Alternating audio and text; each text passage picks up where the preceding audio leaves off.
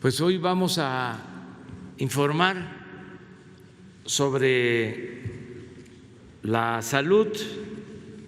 Está aquí el Gabinete de Salud, todo el equipo que nos ayuda para garantizar el derecho a la salud en el país y en especial la atención a la pandemia del coronavirus.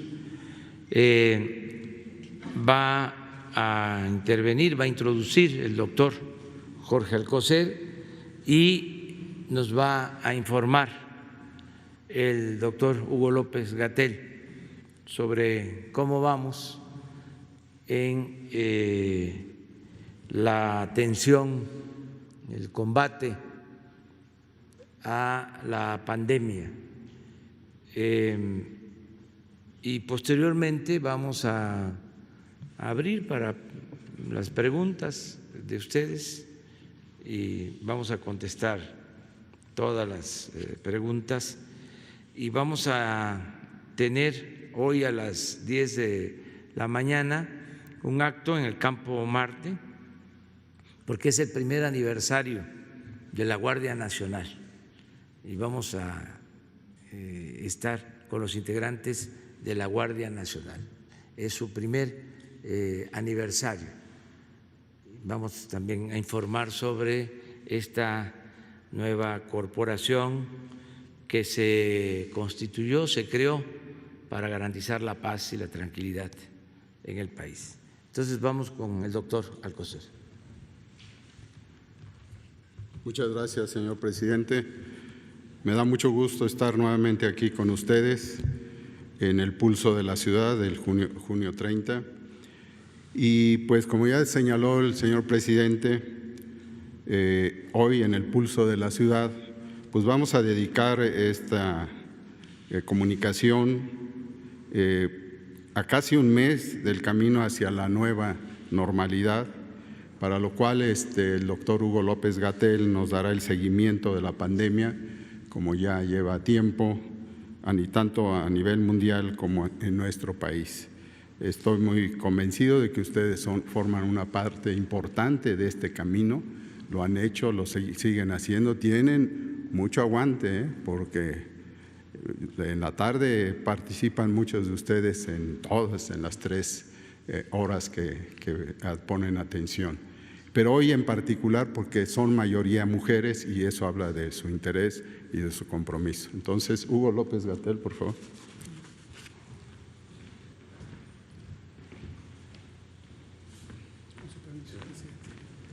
Con su permiso, señor presidente, secretario, muy buenos días, compañeros directores. Muy buenos días tengan todas y todos ustedes. Vamos a utilizar el informe técnico que presentamos por las tardes para comentar el acontecer de la epidemia y algunas características que vale la pena tener presentes. Si me pasan la primera.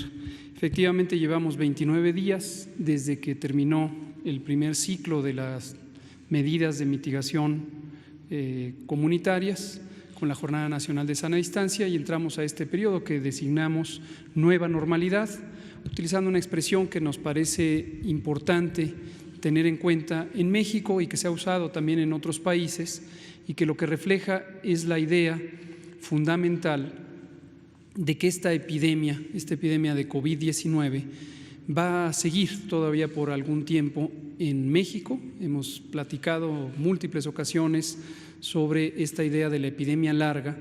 La epidemia empezó el 28 de febrero en México, aunque los esfuerzos de preparación habían iniciado desde la primera semana de enero de 2020 y desde el inicio estimamos que, dadas las características de la manera en que se transmite el virus, la velocidad a que se propaga, podríamos tener una epidemia larga. Esta epidemia larga inicialmente habíamos estimado que podría llegar hasta agosto. Posteriormente, con las predicciones matemáticas se identificó que podría estar llegando hasta octubre. Esto no quiere decir que la intensidad de la epidemia va a ser igual en todo el territorio, sino que, como también hemos comentado en varias ocasiones, la epidemia se presenta en forma de parches, en forma de zonas. Hay ciudades, sobre todo zonas metropolitanas grandes, como la del Valle de México, que pueden tener una duración más grande de su propia epidemia local, y otras ciudades más pequeñas en donde, a pesar de entrar en fechas posteriores al inicio de la epidemia en febrero, pueden agotar su transmisión antes. Es el caso de Tijuana, ciudad en la que se produjo todo el proceso de la curva epidémica en aproximadamente 6 a 7 semanas. Algunas ciudades grandes, como es el caso de Guadalajara y de Monterrey, que son las segunda y tercera metrópolis más grandes del país, pueden extender también su periodo de transmisión posiblemente hasta septiembre o incluso octubre. Esa es la epidemia larga que esperamos en México. Y posteriormente, como también hemos comentado, existe la posibilidad, no es algo que esté completamente cierto, pero existe una importante sospecha de que así podría ser, que cuando llegue el otoño y el invierno, empezando desde octubre, junto con la influenza, enfermedad infecciosa causada por otro virus que causa los síntomas parecidos a los de COVID, podría sumarse COVID también durante la temporada de influenza. La temporada de influenza va de octubre hasta marzo del siguiente año y existe esta sospecha de que COVID podría repuntar. En la medida en que esto esté ocurriendo y ocurra en todos los países del mundo han sido afectados por el COVID, existe siempre la posibilidad de que de un país a otro o a otro o a otro se vuelva a propagar el virus hacia una población que posiblemente ya haya salido de la epidemia. ¿Cuánto tiempo en total va a durar todo esto? No se puede precisar, pero algunas conjeturas científicas apuntan a que esto podría durar varios años, posiblemente 2 o 3 años, durante todo el proceso en que esté en forma asincrónica, en desfase de tiempo, presentándose la epidemia en el mundo.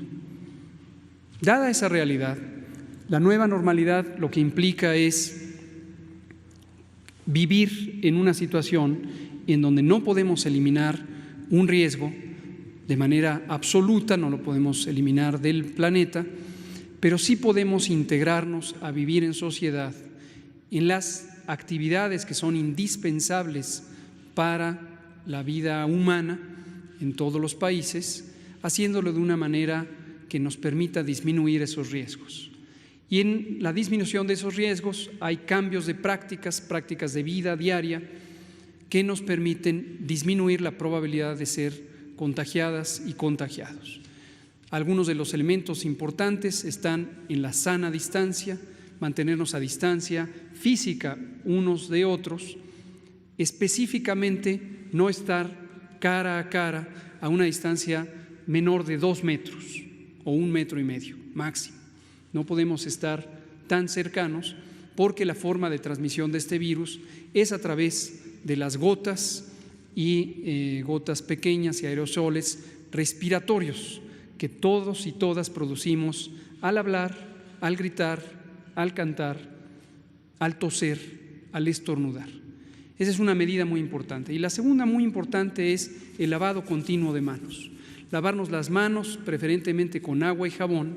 Si no está disponible el agua y jabón, puede usarse alcohol en gel o alcohol en solución con concentraciones de 70% para desinfectar las manos y evitar que a través de las manos nos contagiemos por tocarnos los ojos, la nariz o la boca y llevar el virus a nuestro organismo.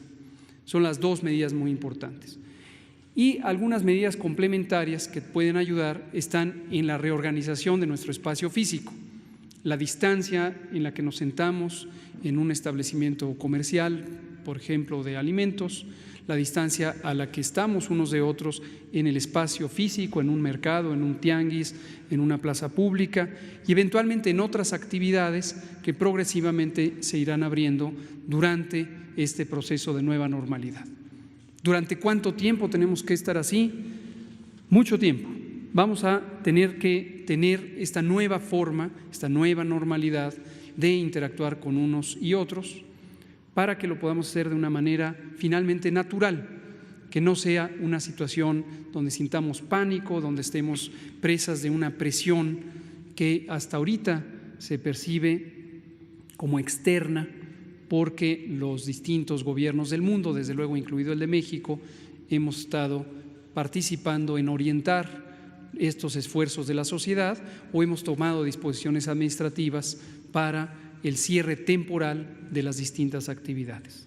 Entonces, retomamos sobre esta idea de la nueva normalidad, llevamos 29 días en ello y en México, recordamos, lo hemos hecho a través de un sistema de semáforos. Semáforo lo que quiere decir es que tenemos unos indicadores de colores semejantes al semáforo del tránsito, solo que con 4 colores, que podemos ver en la siguiente diapositiva y que nos permiten ver en cada entidad federativa, en cada estado, cuál es la intensidad de la transmisión de la epidemia, cuál es la capacidad de atención en los hospitales que hay en cada estado, cuál es la velocidad a la que se están ocupando los hospitales y cuál es el porcentaje de personas que, teniendo los síntomas de COVID, se identifica que realmente están infectados por el virus que lo causa y no por otras infecciones respiratorias que también existen, han existido y seguirán existiendo por siempre. Vemos en la diapositiva cómo estamos en esta semana.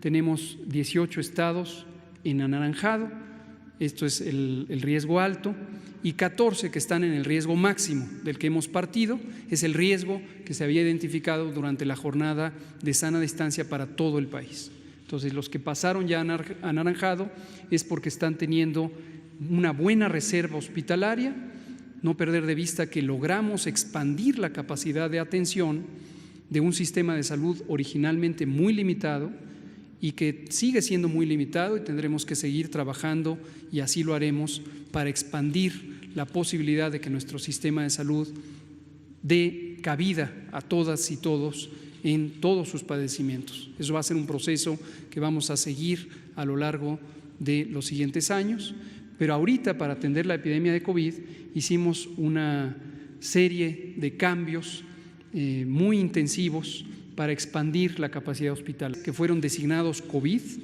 para la atención específica de personas con infección respiratoria aguda grave. Empezamos con 645 hospitales el 24 de abril y después de varias semanas transcurridas durante marzo, en donde estuvimos preparando los planes para esta reconversión, arrancamos la reconversión en abril, más o menos en las primeras pocas semanas de la fase 3, y hoy tenemos casi 900 hospitales COVID. Tenemos 899 hospitales COVID, habiendo partido de 645 hospitales COVID. Esto ha sido un esfuerzo enorme y agradecemos a todos los miembros del personal de salud, no solamente enfermeras, enfermeros, médicas, médicos que directamente trabajan en la atención de pacientes, sino también todos los equipos administrativos y de apoyo que han permitido en todas las instituciones del sector salud, incluidas las civiles y las militares, expandir esta capacidad hospitalaria. Y el resultado neto es el objetivo que hemos buscado desde el inicio. No hemos tenido una situación extrema en donde cualquiera de los estados de la República haya personas que no se pueden atender porque no hay una cama disponible. Y cuando decimos cama es no solamente la cama física en el hospital, sino el personal de salud especializado, los equipos técnicos, los materiales, los ventiladores y desde luego todos los insumos necesarios para la correcta atención de los pacientes. Hemos logrado tener esos espacios y conforme la epidemia transcurrió hemos ido expandiendo capacidades y lo que vemos hoy es que empiezan a desocuparse hospitales en algunas zonas, en particular Aquí en el Valle de México empiezan a tener ya camas disponibles algunos hospitales. Vamos a ver en la siguiente diapositiva ya los números. Bueno, este es un recordatorio, vamos a pasarlo muy rápido, de las distintas actividades que se pueden tener de acuerdo a los colores, de acuerdo a los niveles de riesgo. Vemos algunos ejemplos, no pretende ser una lista de todos los elementos que se tienen que considerar, pero son algunos de los ejemplos. La actividad turística en hoteles estaba limitada a 25% de aforo en los estados que están en rojo o que estaban en rojo, los que persisten en rojo, no ocuparlos más de la cuarta parte, en cambio en naranja ya pueden ocuparse al 50%. Los servicios de alimentación, los alimentos preparados, restaurantes, cafeterías, etcétera, que no estén más que con servicio a domicilio en el semáforo rojo y que pueden pasar al 50% de su ocupación durante el semáforo naranja. Otros servicios a las personas, como los servicios de peluquería, estéticas, barberías, etcétera, cerrados durante rojo, con servicio a domicilio posiblemente, y 50% preferentemente con citas para evitar conglomeraciones durante el semáforo naranja. Los parques son un elemento importante, que están representados ahí del lado izquierdo abajo. Los parques son un elemento de esparcimiento, de la posibilidad de hacer actividad física, exponernos a la luz solar, disfrutar un espacio de la naturaleza al interior de zonas urbanas, y es importante también para el estado de ánimo y el estado mental incluso. Entonces, desde el semáforo rojo ya se había considerado que estén con ocupación, pero quizá limitada al 25% de lo que habitualmente se usan, y se empiezan a expandir estos usos en semáforo naranja. Pero una cosa muy importante, el parque es un espacio público en donde podría haber conglomeraciones, y aquí lo que pedimos es a la población tener conciencia de esto. Si usted sale al parque, sale a un espacio público, procure hacerlo en forma individual o en grupos familiares muy pequeños para que no haya contagios. Todo momento, cuando haya personas en la vía pública, puede haber contagios si provienen de grupos familiares o sociales diversos que no se habían encontrado. Puede ser que se encuentren y alguno de ellos esté contagiado y le transmita a los demás. Entonces, simplemente hay que mantenernos a sana distancia y no agruparnos. Los comercios de alimentos, tianguis, mercados sobre ruedas, supermercados, etcétera, son actividades esenciales, si no, no podríamos alimentarnos, y hemos mantenido abiertos con aforos limitados al 50% durante el semáforo rojo, y empiezan a abrirse progresivamente. También procurar que estén físicamente distanciadas las personas. Actividades deportivas profesionales permanecen sin público, tanto en semáforo rojo como naranja, y en la siguiente diapositiva vemos los otros ejemplos. Tenemos los gimnasios, permanecen cerrados durante el semáforo rojo, empiezan a abrirse con aforos al 50% en semáforo naranja, y preferentemente todas estas actividades que se pueden programar con citas, hacerlo así para evitar conglomeraciones. Cines, teatros, espacios de esparcimiento o de desarrollo cultural permanecen cerrados en rojo, 25% de ocupación en semáforo naranja, y procurar que sea a distancia, que no estén las personas congregadas en ese espacio, porque por el tiempo de estancia, 1 a 2 horas, hay una alta probabilidad de contagio. Si se disponen separados, alternando la ocupación de las butacas, pues eso disminuye el riesgo. Igualmente, los centros comerciales, preferir mantener cerradas las áreas comunes en forma absoluta durante el semáforo rojo, 25% de ocupación en semáforo naranja. Iglesias, mezquitas, sinagogas, templos de culto, también cerrados en rojo con ocupación de 25% en naranja. Y lo último, sitios de espectáculos masivos, estamos hablando de más de 1,000 personas, hasta cantidades grandes, 30,000, 40,000, definitivamente cerrados todavía durante los semáforos rojo y naranja, lo mismo que bares, centros nocturnos y otros sitios de congregación y esparcimiento. Vamos a ver los números ahora sí. Más de 10 millones de personas han tenido COVID en el mundo desde que empezó esta epidemia a principios del año, y 22% de ellas, que son 2.196.000, lo han tenido en los últimos 14 días. Esta es la parte activa de la epidemia. Todas las demás personas ya se han recuperado o algunas lamentablemente han fallecido. Concretamente, en promedio, 5% de las personas que han tenido COVID a lo largo de este tiempo. La región del continente americano es la que ocupa la mayor cantidad de casos activos en los últimos 14 días. Lo que se muestra en las gráficas de barras es en los últimos 14 días. Y Europa, que había sido la región más afectada originalmente, ya ocupa el cuarto lugar. En cambio, otros continentes, otras regiones del mundo empiezan a estar en una fase creciente. En México, desde que empezó la epidemia, el 28 de febrero, hemos tenido 220.657 personas afectadas y 23.389 han sido enfermas en los últimos 14 días. Nuevamente son la parte activa de la epidemia y todas las demás personas, casi 200.000, han estado ya o recuperadas y ya no son contagiantes. Muy desafortunadamente, 27.121 personas han perdido la vida por el COVID, y esto ha sido consecuencia de la propia enfermedad. La enfermedad puede causar neumonía grave y afectar la capacidad de oxigenar el organismo, y eso tiene consecuencias sobre los otros órganos y el COVID puede hacer perder la vida de las personas. Pero insistimos, muy afortunadamente las muertes no han ocurrido porque las personas no tengan dónde hospitalizarse.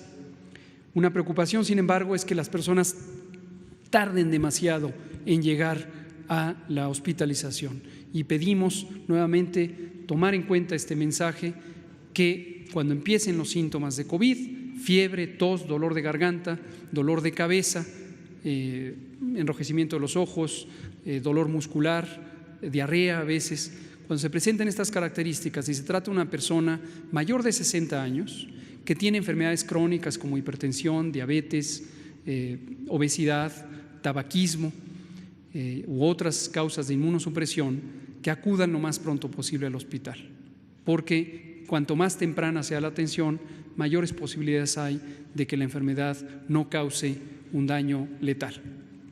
Vámonos más rápido, vamos a ver algunas estadísticas. En la siguiente diapositiva vemos que casi 173 personas por cada 100.000 en el país han tenido COVID desde que empezó la epidemia. Estos son los 221.000 personas, y en los últimos 14 días 23.389 lo han tenido. Lo que vemos en la gráfica es por distinta entidad federativa, por distintos estados, cómo se ha distribuido la enfermedad en los últimos 14 días, y en las dos barras de colores, rojo y amarillo, se ven las personas que tienen la enfermedad y han sido confirmadas en rojo, y las personas que tienen los síntomas de enfermedad y son contabilizadas e identificadas como parte de la vigilancia, aun cuando todavía no esté el resultado de laboratorio. En la siguiente vemos las muy lamentables defunciones, cómo han seguido este incremento, este ascenso, este cambio, donde cada día hemos tenido más y más. Hemos tenido en el día más afectado un poco menos de 600 defunciones. No hemos llegado a ese punto crítico de 600 defunciones, aún en los días más intensos. Cada una de estas defunciones es lamentable, aunque solo fuera una. Eso es muy lamentable, y han tenido esta progresión hasta llegar a un poco menos de 600 por día, en algunos días, sobre todo durante el mes de junio. Por entidad federativa lo vemos, no ha cambiado mucho la distribución. El Valle de México ha sido la zona más afectada por razones bastante obvias. El Valle de México ocupa casi la cuarta parte de la población de todo el país, y por eso es también la zona donde ha habido más casos y más defunciones. En la siguiente diapositiva, aquí lo que vemos es cómo ha cambiado la cantidad de casos de acuerdo a la fecha en que han ocurrido los síntomas.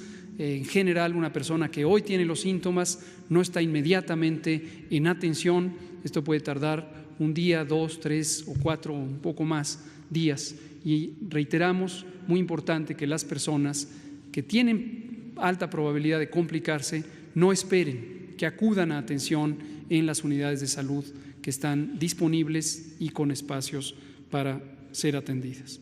Vámonos a la siguiente. Aquí vemos un poco un detalle de la distribución por institución de atención. Todas las instituciones del sector salud, insistimos, están disponibles y han estado disponibles para atender a personas con COVID. La siguiente lo que nos muestra es cómo ha ido cambiando el número de casos, y aquí en general esta gráfica puede causar desde luego una sensación de que la epidemia es interminable.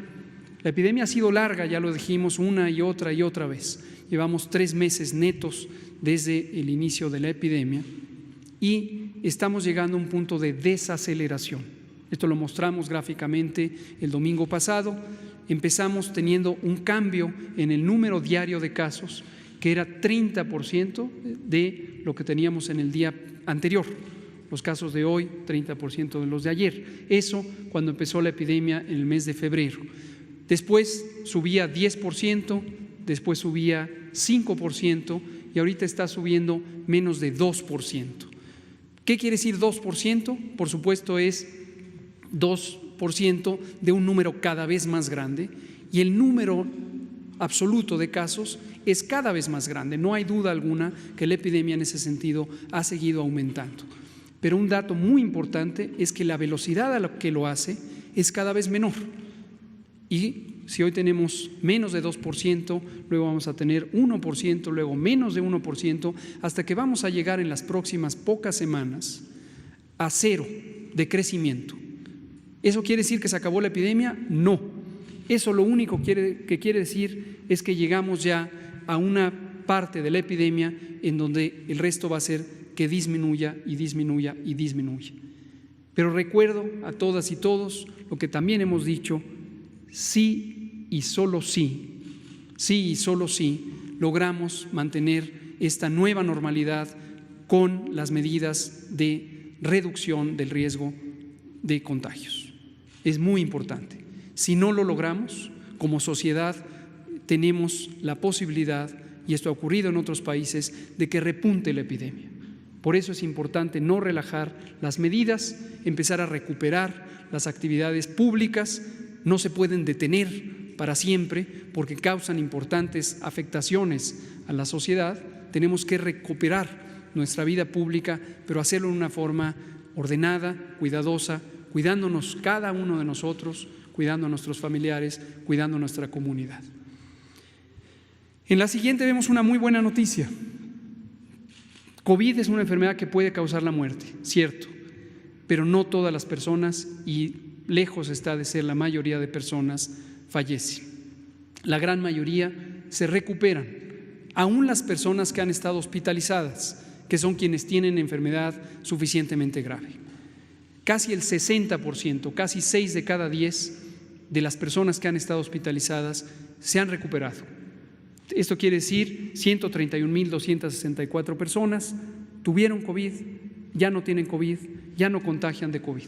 Algunas van a pasar varias semanas o incluso meses en que se recuperen del todo, sobre todo las personas que han estado en las terapias intensivas con gran afectación y tienen que recuperar sus músculos, su estado de salud en general en los distintos órganos, su estado de salud emocional y mental también producto de la afección. Van a tardar, pero la gran mayoría se recuperan más rápidamente y son 6 de cada 10 que han sido recuperadas. Terminemos con un dato que muestra precisamente cómo hemos logrado tener espacios disponibles para que nadie se quede fuera, nadie se quede atrás. Lo que vemos en este mapa es dónde están las unidades operativas de atención de la salud, los hospitales COVID designados, estos casi 900 hospitales que, habiendo partido de 645, fueron ampliados. Y son 26,000, más de 26,000 camas de hospitalización general, casi 9,000 camas de terapia intensiva o camas habilitadas para personas críticamente enfermas. Y lo podemos ver en la siguiente diapositiva, las camas generales hoy están ocupadas, o hasta ayer en el corte de información, estaban ocupadas al 44%. Esto quiere decir que todavía tenemos más de la mitad, 56% disponibles, con variaciones, desde luego, de acuerdo a la intensidad epidémica en cada estado, que se pueden ver de izquierda a derecha en la gráfica. Sonora, Tabasco y Estado de México ahorita son los que tienen ocupaciones mayores al 64, 63 y 63% respectivamente. La Ciudad de México, que llegó a ser la zona donde había la mayor ocupación hospitalaria, ya no lo es, hoy tiene ocupación del 61%, y así para las demás entidades. Terminamos viendo la ocupación de camas para personas críticamente enfermas, camas con ventilador, le llamamos así porque es donde se requiere tener ventilación mecánica con una máquina que ayuda a las personas a respirar. En el lado derecho se ve la ocupación es de 39%, es decir, 61%, más de 6 de cada 10 camas están todavía disponibles. Y por entidad federativa, empezamos con Baja California, Estado de México y la Ciudad de México con porcentajes de ocupación de 62, 61, 54%.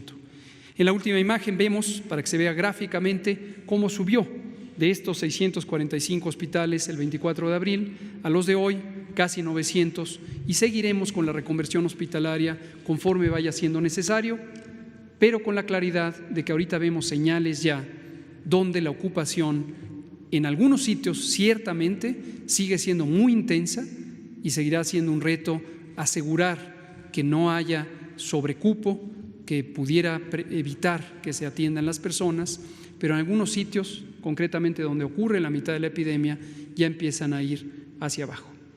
Presidente, secretario.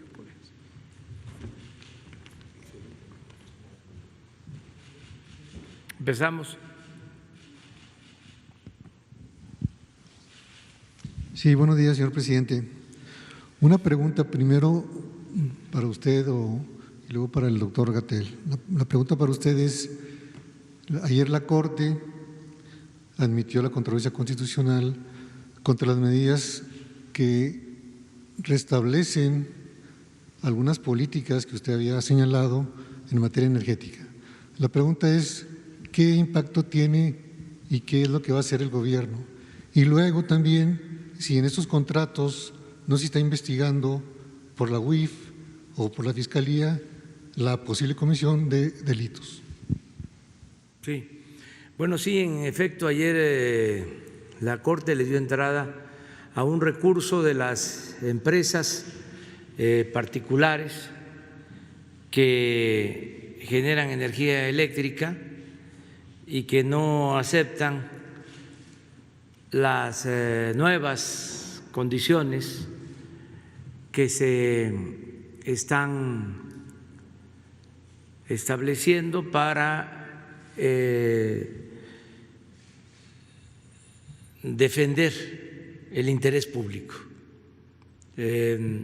Durante mucho tiempo se abusó del pueblo de México y se cometieron fraudes, empezando porque se entregaron contratos a particulares para generar energía eléctrica cuando la Constitución no lo permitía. Esto fue en el gobierno de Carlos Salinas. Se reformó una ley secundaria que no puede estar por encima del mandato constitucional para comenzar la privatización de la industria eléctrica.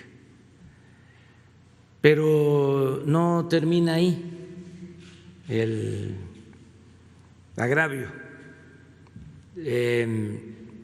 Estos contratos se hicieron de manera fraudulenta en la mayoría de los casos. ¿Qué fue la práctica más socorrida? El modus operandi.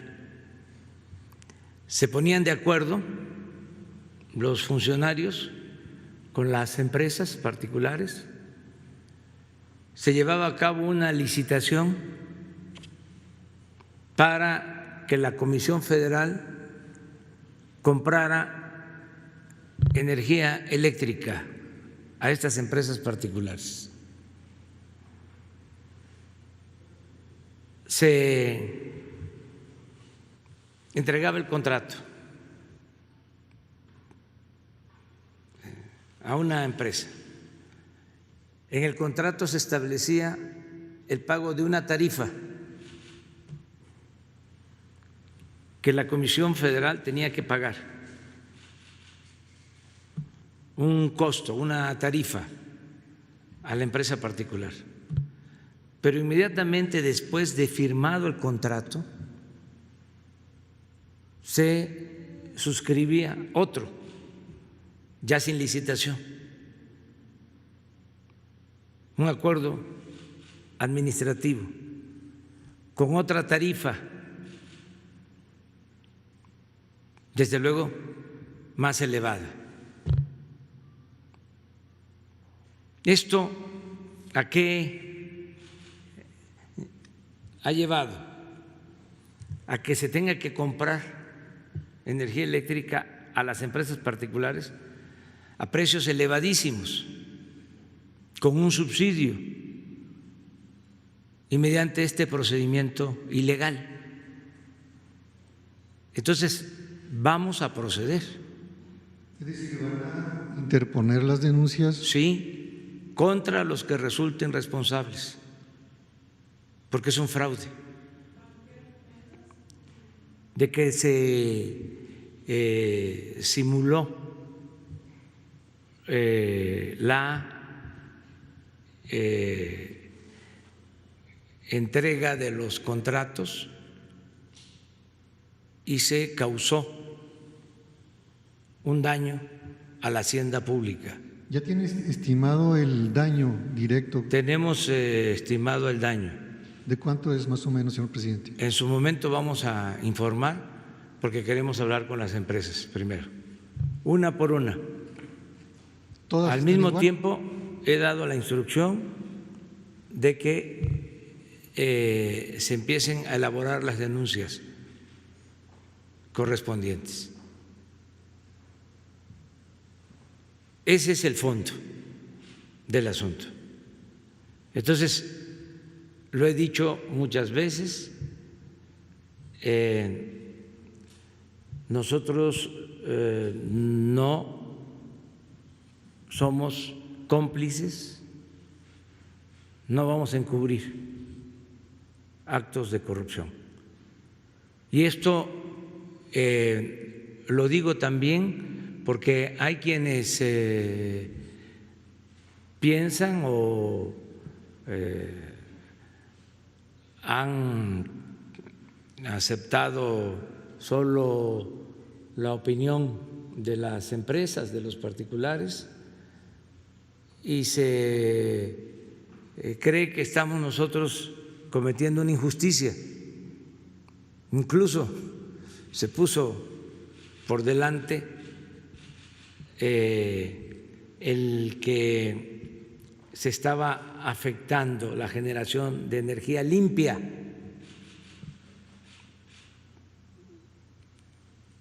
Y que estábamos nosotros queriendo regresar al combustóleo para contaminar. Ese no es el fondo del asunto. Aquí estamos ante un posible fraude a la nación mediante estos contratos y queremos que la autoridad competente investigue. Y somos respetuosos de la legalidad. Hay en México Estado de Derecho. Esto también lo digo para que en otras partes, particularmente en España, en Estados Unidos, pues no se piense que se actúa de manera arbitraria. ¿Hay funcionarios de la Comisión Reguladora de Energía involucrados en estos fraudes? Hay funcionarios involucrados y desde luego los que firmaron estos acuerdos luego de haberse llevado a cabo la licitación y el acuerdo principal sobre el cobro de tarifas, y que posteriormente adicionan, es un anexo que no tuvo que ver con el procedimiento de licitación pública, en donde ya viene una tarifa distinta, cobrando muchísimo más que lo pactado en los contratos. ¿Y ha recibido algunas peticiones o planteamientos de países por la vía diplomática para investigar, porque obviamente están muy relacionadas las empresas extranjeras? Esto lo estoy dando a conocer por primera vez porque me pregunta, y además es seguro que está en todos los medios, de que la Corte otorgó este amparo a las empresas, pero no es solo un asunto el que se esté modificando el procedimiento también, que fue fraudulento, de subir la energía a la red. Resulta que las hidroeléctricas de México no pueden subir la energía que producen, sino hasta después de que suben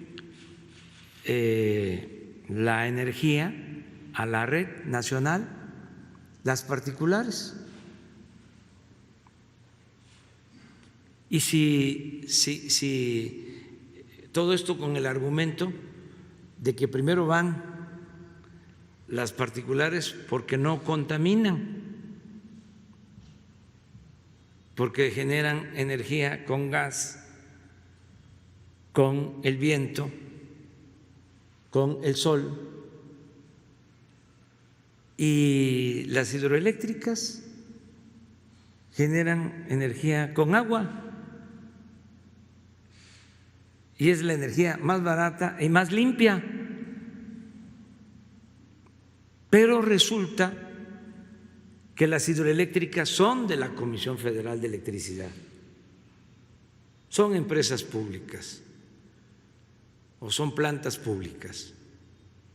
Y como el plan era arruinar a la empresa pública, a la Comisión Federal de Electricidad, pues las hidroeléctricas están subutilizadas. Imagínense cuánta inversión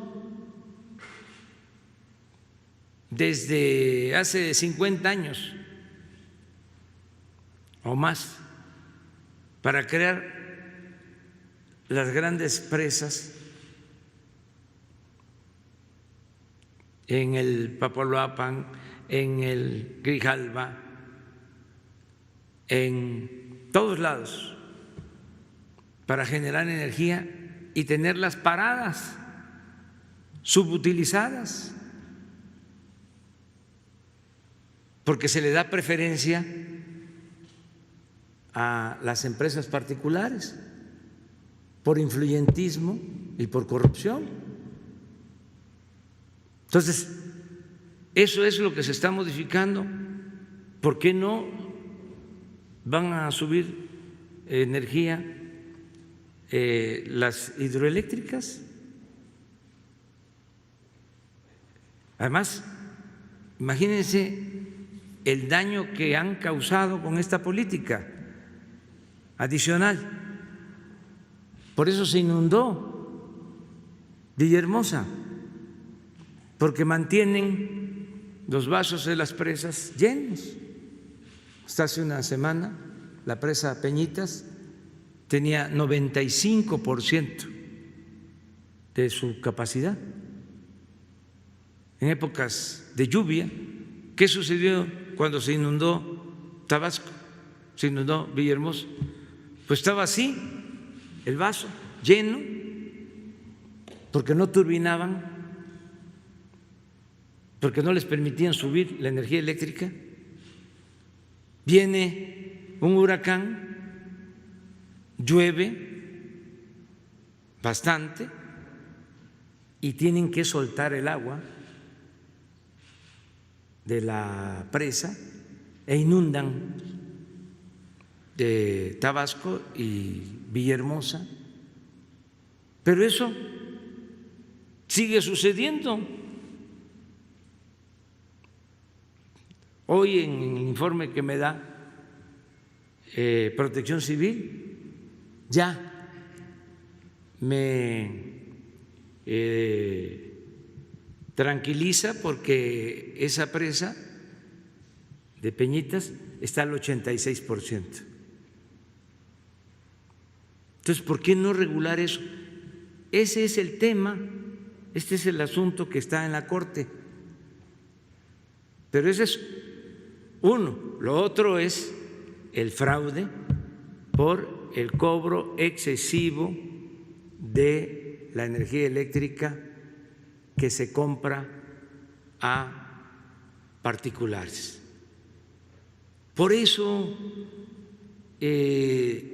no bajaban el precio de la luz. ¿Cómo lo iban a bajar? Si se les da un subsidio a estas empresas, algo que no sucede en ninguna parte del mundo. Y nos hacían creer que el subsidio era a la gente, al consumidor. No, el subsidio es a las empresas. Entonces, es poner orden. Esto a lo mejor no lo saben muchos, vamos a informar bien. Lo que hay es una campaña hablando de que no respetamos acuerdos. Pues si ustedes se enteran de que hay un delito o un presunto delito, pues estamos obligados todos a denunciarlo. ¿O ya lo dejamos así? Que nos sigan robando, porque si no se van a enojar. Va a salir un artículo en El País de España, o acá el Reforma va a decir que están muy molestos en Estados Unidos los empresarios. Cuando a los empresarios de Estados Unidos, a los empresarios de España, les informemos por qué se está actuando así, pues van a tener más claridad de lo que está sucediendo. Claro, son empresas que están muy vinculadas a los intereses políticos, partidistas incluso, y desde luego tienen un gran apoyo en medios de comunicación, no en todos. Entonces, por eso esta campaña, y qué bien que me preguntas, porque vamos a respetar lo que decidió la Corte y vamos a defender el interés público. No le hace que nos lleve tiempo, que va a llevar un año, no le hace 2, los 4 años que estemos aquí, si es que así lo decide el pueblo. Pero no vamos a ser cómplices de corrupción. Se acaba la corrupción. Fue mucho el saqueo, una cosa realmente exagerada.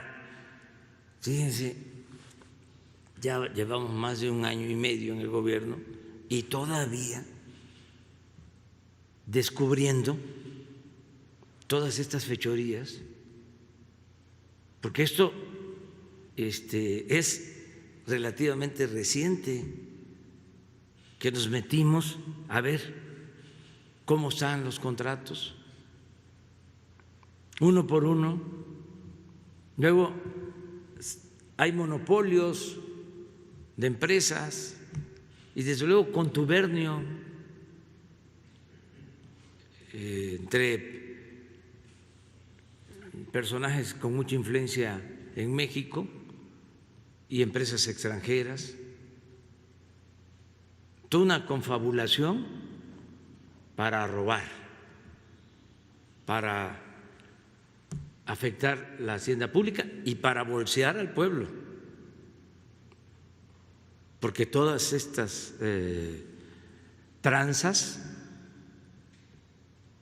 son siempre en perjuicio del pueblo, porque es el que tiene que pagar más por la luz, es el que tiene que pagar más por los servicios. Entonces, ese es el punto, y así respondo tu respuesta. Y Hugo tiene… Sí, doctor. A ver si nos pudiera concretar cuál es su perspectiva de lo que ya advirtió sobre la influenza. ¿Cuántos enfermos esperan? ¿Cuántos decesos esperan? ¿Cuánto sumaría los enfermos de COVID más influenza? Y si hay una estrategia especial, porque esto agrava las cosas, ¿no? Gracias por la pregunta. Efectivamente, la situación del invierno o del otoño-invierno nos pone en un reto importante. En México y en todo el hemisferio norte, la influenza es una enfermedad, ya dije, causada por un virus distinto al virus que causa el COVID, pero que produce una enfermedad muy parecida. En su gran mayoría, cerca de 8 de cada 10 personas afectadas por influenza tienen una enfermedad leve, parecida a un catarro, aunque con síntomas un poco más intensos, pero que se desaparece sola la enfermedad por acción del sistema inmune. Parecido a COVID. COVID también, en general, se estima que 8 de cada 10 personas afectadas por COVID tienen una enfermedad que se parece a un catarro intenso, pero se curan espontáneamente. Sin embargo, el 20% restante, 2 de cada 10, pueden tener una enfermedad suficientemente grave para requerir hospitalización, porque la forma grave de ambas enfermedades causa neumonía, causa una inflamación de los pulmones y esto hace que el cuerpo no pueda tener una recuperación fácil. En los casos más graves, que son del 3 al 5%, para influenza y para COVID respectivamente, puede requerirse terapia intensiva, ventilación mecánica, con alto riesgo de complicaciones y de muerte. En México, la neumonía es esta inflamación de los pulmones, popularmente se le conoce como pulmonía, el nombre médico es neumonía, es la 8ª causa de muerte general y lo ha sido por mucho tiempo. A veces varía, a veces es la 7ª, a veces es la 9ª, pero en general está presente entre las primeras 10 causas de muerte. La gran mayoría de esas personas que mueren por neumonía no se conoce cuál fue la infección que causó. La gran mayoría de las neumonías son infecciosas, hay inflamación de los pulmones por otras causas, pero la enorme mayoría son por una infección y no se conoce cuál es exactamente, ni en México ni en el mundo. Y por esa razón, desde hace decenas de años, se agrupan en una sola categoría que se llama influenza y neumonía, la misma categoría. ¿Por qué razón se le da tanta importancia a la influenza? Porque hasta el 30 o 35% de las personas que tienen una neumonía, de acuerdo a diversos estudios que se han hecho por mucho tiempo, podría ser la causa el virus influenza, el que llevó a la neumonía. Entonces, como no se puede distinguir, porque a veces las condiciones clínicas del paciente no permiten que haya una detección eficiente, insisto, en todo el mundo, no es una deficiencia del sistema mexicano y no es reciente esto por muchos años. La Organización Mundial de la Salud, en su clasificación internacional de enfermedades, considera específica para influenza, la específica para otras causas, pero al final se agrupa en esta estadística influenza-neumonía. Y para darles un dato que nos ubique en la importancia de esta influenza, y ahorita hablamos del riesgo de COVID con influenza, en 2018, que es el año en el que existe la estadística más reciente que publica INEGI. INEGI es el Instituto Nacional de Estadística y Geografía, es la autoridad autónoma respecto al gobierno que produce las estadísticas oficiales de mortalidad. En 2018, 28,000 personas murieron de influenza o neumonía. 28,000 personas en 2018. Y la situación que enfrentamos con COVID, o la expectativa que preocupa, es que se junten dos enfermedades causadas por dos virus diferentes, pero que producen la misma enfermedad y podrían hacer que aumente, por supuesto, el número total de personas que fallezcan, pero más importante es que algunos de esos fallecimientos podrían estar determinados por la falta de un espacio para la atención, que hasta ahorita hemos logrado que eso no ocurra, pero ahorita tenemos solo COVID. Cuando llegue la influenza, como llega todos los años, no hay duda que vamos a tener la temporada de influenza, no hay duda alguna. Lo que todavía no se sabe con certeza es si además COVID se va a presentar junto con la influenza, de octubre de 2020 a marzo de 2021. Entonces, ¿qué estamos haciendo? ¿Cuáles son las previsiones? No vamos a desmantelar las reconversiones hospitalarias. Este crecimiento que tenemos de 645 a casi 900 hospitales, necesitamos preservarlo. Todo, quizá no todo, porque también necesitamos ya activar la capacidad de atención de los demás padecimientos. Las demás enfermedades siguen presentes en la población mexicana y tenemos que seguir atendiendo a las personas que tengan las otras enfermedades. Y hasta ahorita, ¿cómo lo hemos hecho? Se han designado hospitales COVID y la atención de otros padecimientos se ha reorganizado en el resto de los hospitales. Pero no podemos desmantelarlo de un momento a otro hasta que tengamos la tranquilidad de que no se van a sumar estas dos enfermedades, asunto que es muy posible.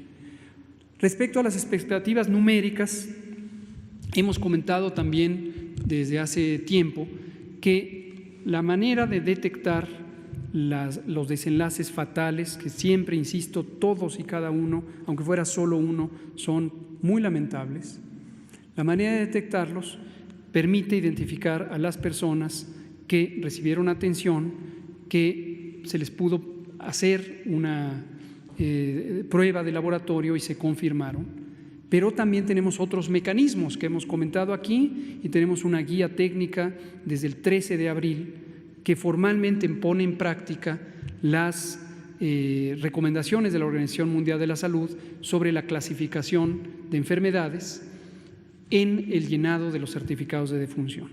Y estamos en un proceso que iniciamos en colaboración con el Gobierno de la Ciudad de México para investigar las causas de muerte de personas cuyos síntomas, cuya presentación clínica, médica es compatible con COVID y que pudieron haberse quedado sin muestra para diagnóstico por laboratorio.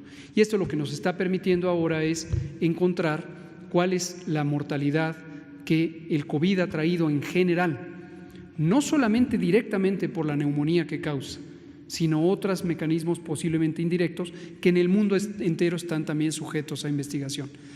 Esto lo empezamos en la Ciudad de México y para la perspectiva nacional hemos involucrado una colaboración que incluye al INEGI. Nos interesa que la autoridad competente, autónoma, técnicamente autónoma, participe en esto. Además, INEGI tiene una enorme capacidad técnica en la materia.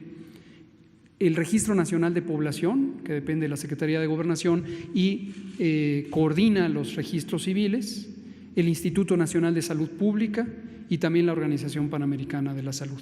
Entonces, todas estas estadísticas, más que entrar en proyecciones o predicciones, ya lo estamos haciendo con una documentación directa. Y en cuanto esté listo, lo presentaremos con la misma soltura que informamos todo. Muchas gracias.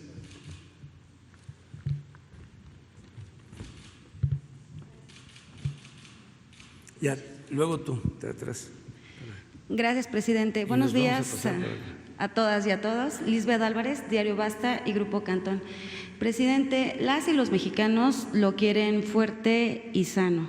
Y hoy que estamos en el pulso de la salud, quiero preguntarle si usted sigue de manera puntual las indicaciones del doctor Hugo López-Gatell en cuanto a sus actividades de presidente, así como las giras que está usted haciendo, porque lo que le pasa a usted pues le afectaría a México. Esa sería una de mis primeras preguntas y ahorita otra más, si usted me lo permite. Sí, soy obediente. Me apego a los protocolos de salud y a las recomendaciones. En las reuniones de trabajo se guarda la sana distancia. En las reuniones de la mañana, por ejemplo, que tratamos a veces 2, 3 asuntos y son no solo miembros del Gabinete de Seguridad, sino también el Gabinete de Salud, a veces asuntos que tienen que ver con la economía, con Pemex. Entonces lo que hacemos es que hay una sala de espera antes de pasar a la reunión, se termina el tema, salen servidores públicos y entran otros. No hay amontonamiento, nos cuidamos y no tengo hasta ahora síntomas. Lo que me han recomendado y nos han recomendado a todos, que si hay tos seca, si hay calentura, si hay dolor de cuerpo más allá de lo normal,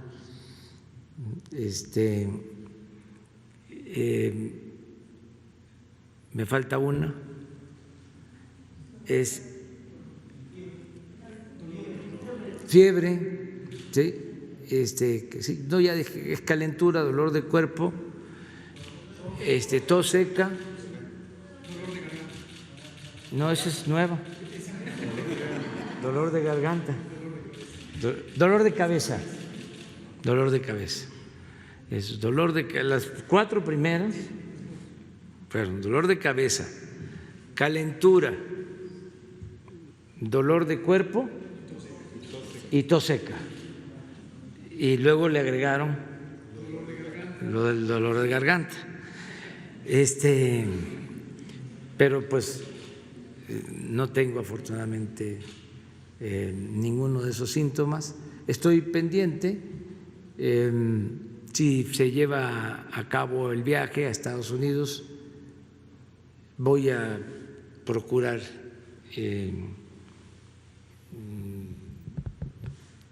ver en qué condiciones voy a salir.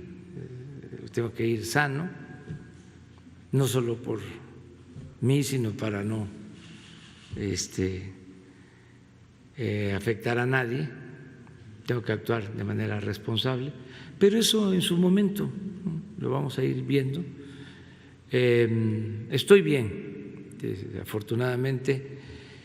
Sí, me duele mucho pues que se padezca por esta pandemia,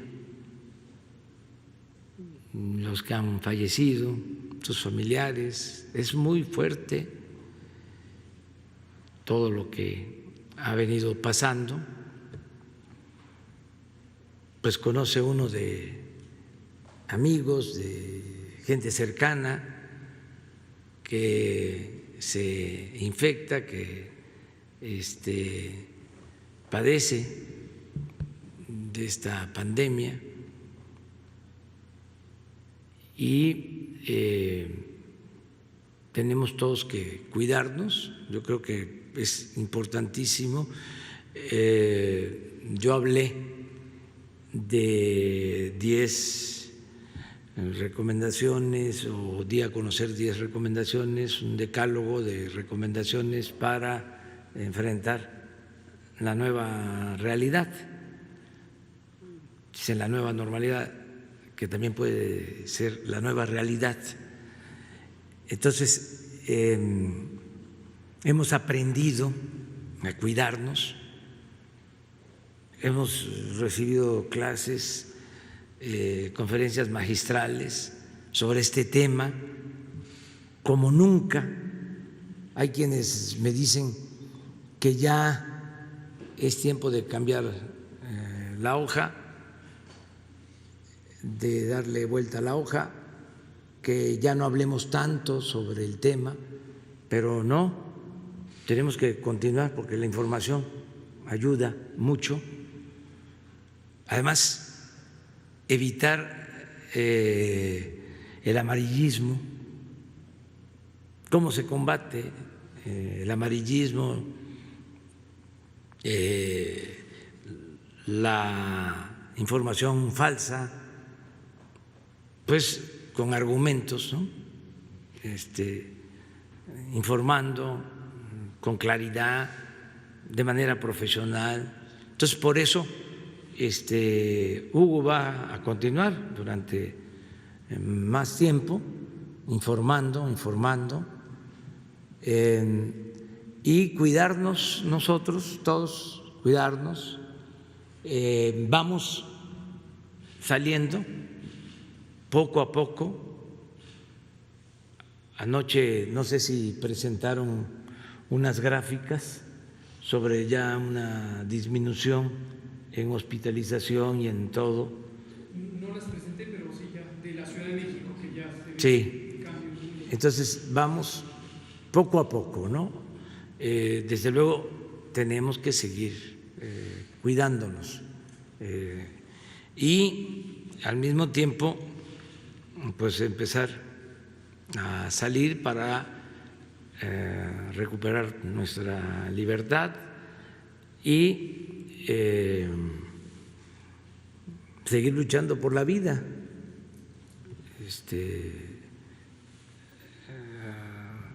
reactivar nuestra actividad productiva, que se abran los centros de trabajo, desde luego de conformidad con el semáforo, como está sucediendo, y ahí vamos hacia la normalidad. Y tenemos motivos para decir que vamos saliendo, que a pesar de los pesares vamos saliendo, vamos enfrentando la pandemia y también vamos, como ayer lo manifesté, a recuperar pronto la economía. Con respecto al resultado final, pues falta todavía tiempo para hacer la evaluación, pero hasta ahora, ¿qué hemos logrado? Pues el que no se disparara, que no se saliera de control la pandemia y que lo que llaman los médicos, los especialistas, se aplanara la curva de la pandemia, como se logró, que no se disparara y que nos desbordara, que no se tuvieran las camas, los hospitales para atender a los enfermos. Eso lo resolvimos y lo resolvimos entre todos, porque fue muy importante el que sin autoritarismo, lo subrayo, porque en otros lugares lo lograron, pero era engarrótenseme ahí, ¿sí? No se mueva, no salga, está prohibido. Acá no fue así, acá fue voluntario, porque el pueblo de México es un pueblo con mucha conciencia, con mucha responsabilidad. Ya lo dije, es de los pueblos con menos analfabetismo político en el mundo, o para decirlo de otra manera, es de los pueblos con más conciencia ciudadana en el mundo. Entonces, eso nos ayudó mucho, ¿sí? De modo que nunca nos rebasó la pandemia, ni nos va a rebasar. Siempre va a haber una cama con especialistas y para atender a los enfermos. Desde luego no queremos que nadie llegue a los hospitales, por eso lo preventivo, pero sí nos preparamos y se resolvió. Luego otra cosa importante que tiene que ver con lo mismo fue la preparación, la capacitación de los médicos, que no teníamos especialistas. ¿Cómo? En meses se llevó a cabo un curso permanente de formación de miles de médicos generales para atender enfermos COVID. Adicionalmente, el contar con los recursos para contratar casi 50,000 médicos y enfermeras y trabajadores de la salud. El resultado, no me gustan las comparaciones, pero nuestro país no ha salido mal enfrentando esta pandemia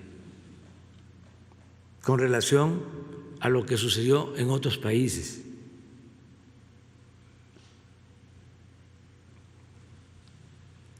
Donde desgraciadamente han padecido más.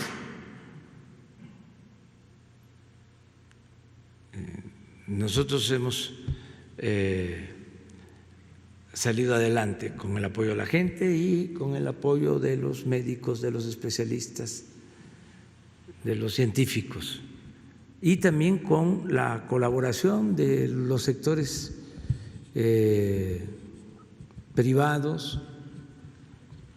En el caso de los hospitales, el contrato que se hizo con los dueños de hospitales privados para atender enfermos no COVID, lo que nos dio espacio, nos liberó espacio en hospitales del seguro, sobre todo del ISSSTE, de la Secretaría de Salud, la colaboración de asociaciones no gubernamentales que han ayudado en materia de salud. Sin duda, las organizaciones de salud de la sociedad civil han ayudado mucho, y todos. Y yo incluso he notado ya hasta un cambio en la forma de manejar la información de los medios. Ya no apuestan tanto al alarmismo, porque al principio sí estaban como el alarma, con notas muy amarillistas, infundiendo miedo, cuando necesitábamos tener confianza, ¿no? Y tener voluntad de enfrentar cualquier adversidad y salir adelante, no vencernos. Muchas de las enfermedades, eso es de los especialistas, pues tienen que ver también con la cabeza, con el estado de ánimo. Si uno se acobarda, si nos deprimimos, no, pues somos presa fácil para que entonces sí cualquier enfermedad nos afecte. Pero si estamos optimistas, echados para adelante, vamos a salir. Entonces, esa es la labor que cuando menos nosotros estamos obligados a llevar a cabo, el entusiasmar a la gente, sin caer en lo irreal, la fantasía, pero sí ser optimistas, y así vamos saliendo poco a poco. Presidente, en una segunda pregunta y en materia económica, usted pues ya reiteró desde el domingo y el día de ayer pues que México ya tocó fondo y ahora toca una recuperación, que usted la grafica como una V.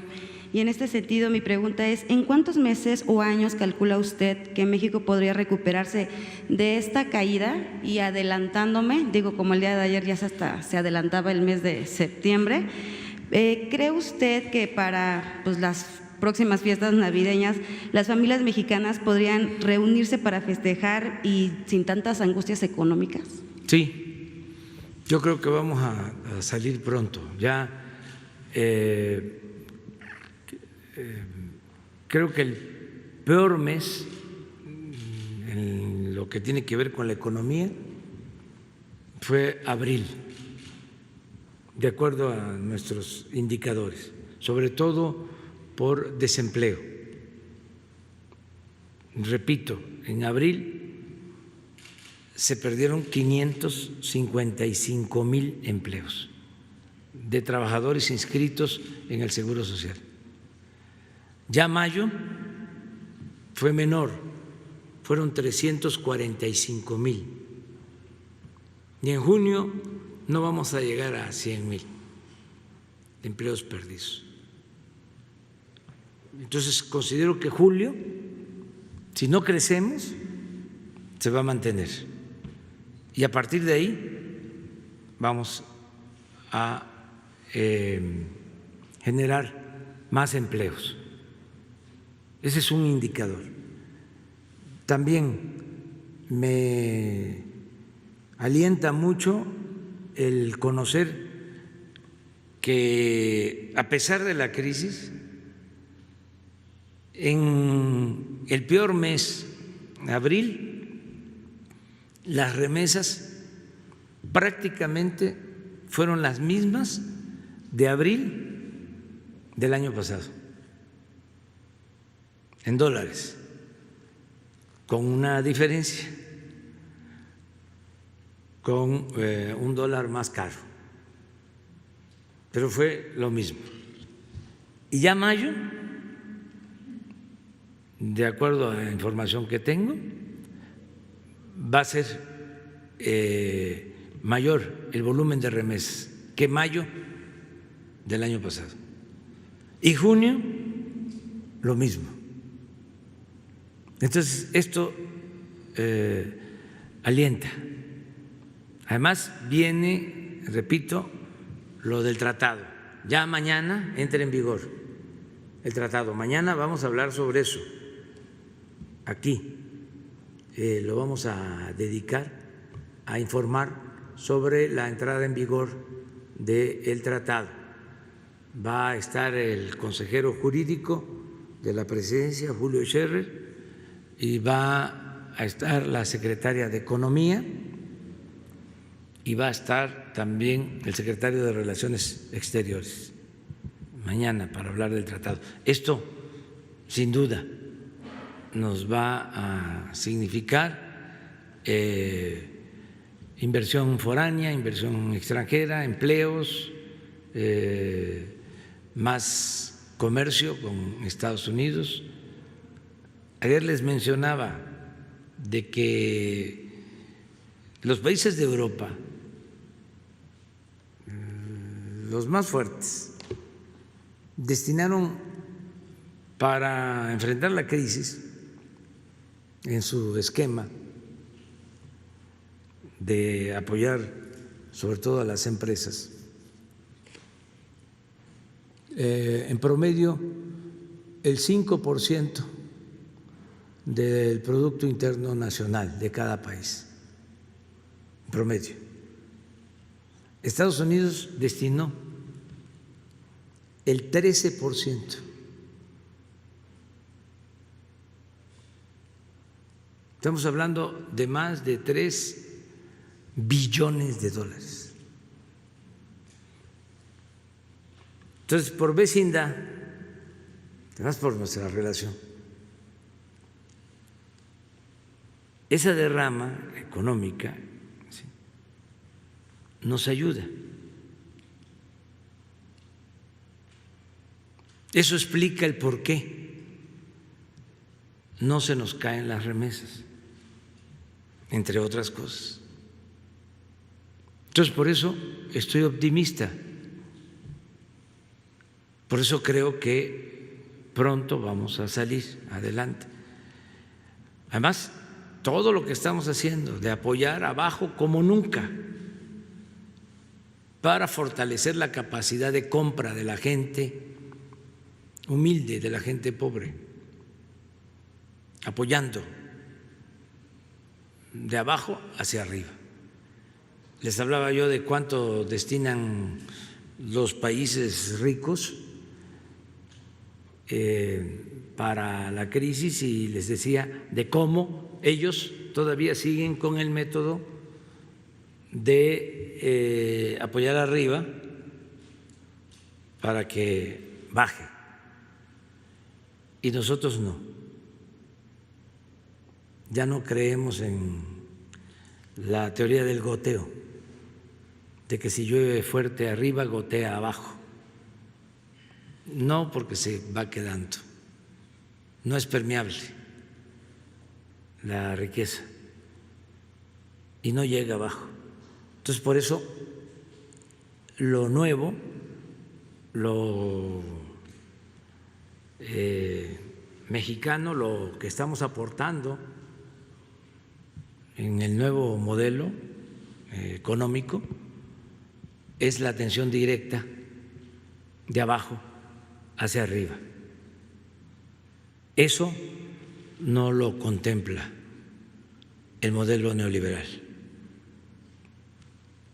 Es una aportación. No vamos a cobrar derechos de autor, es decir, es para que todos puedan utilizar esta experiencia. A ver, perdón. Gracias, presidente. Buenos días. Esteban Durán, México Publica y Jalisco Publica Diarios. Ya viene un año electoral y en tiempos de elecciones, presidente, es muy común que los partidos, los que se van quedando rezagados, creen alianzas para generar con ello pues ganancias, dádivas y obviamente haya corrupción. ¿Usted enviaría una iniciativa, presidente, para evitar estos partidos bisagras, para evitar que estos partidos sigan sangrando la economía de México y de los millones de mexicanos? Que ya que estos rubros que están destinados a estos partidos, bueno, pueden ser destinados a otros rubros más que beneficien verdaderamente a los mexicanos. Esa es mi primera pregunta y si me permite otra más al rato. Pues hay una iniciativa, creo, en el Poder Legislativo para reducir el presupuesto a los partidos. No ha podido progresar, no avanza. Ojalá y en el próximo periodo ordinario se apruebe y ojalá y dé tiempo para que se aplique ya en la próxima elección del año próximo. Pero sí deberían de bajar los presupuestos de los partidos cuando menos en un 50%, a la mitad. Pero hay quienes se oponen. ¿Quiénes son los que se oponen? Ahí se los dejo a ustedes de tarea para que lo investiguen. Pero sí muy claramente votan en contra.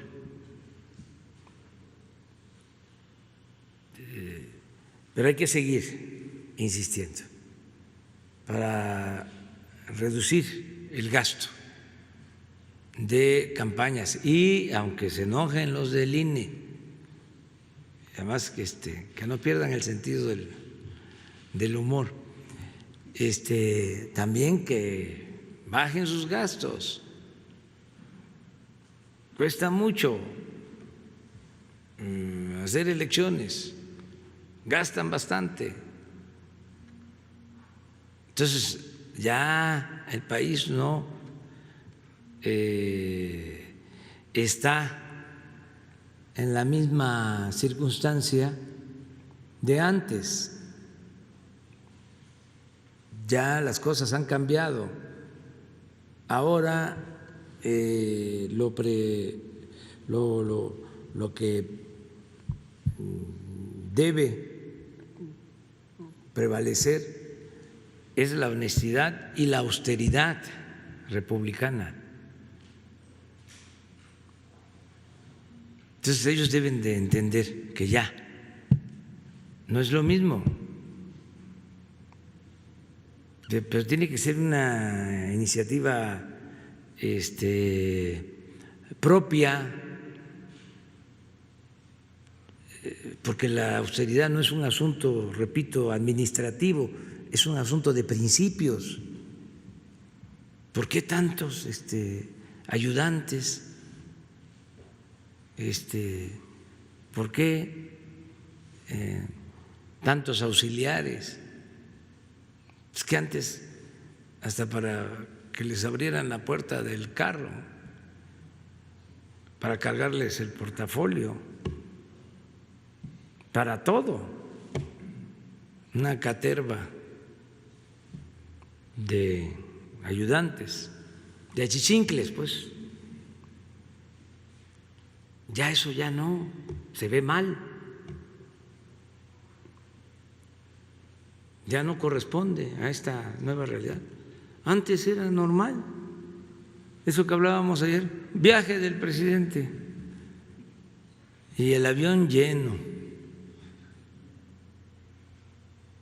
Iban todos, familiares, hasta el perico. Y otro avión lleno de los que cubrían la fuente presidencial, que aprovechaban hasta para hacer compras en el extranjero. Entonces, no, ya eso ya debe desaparecer, nunca más. Toda esa fantochería, toda esa parafernalia. Además, no se puede ser de izquierda, vamos a decir, si no se actúa con austeridad.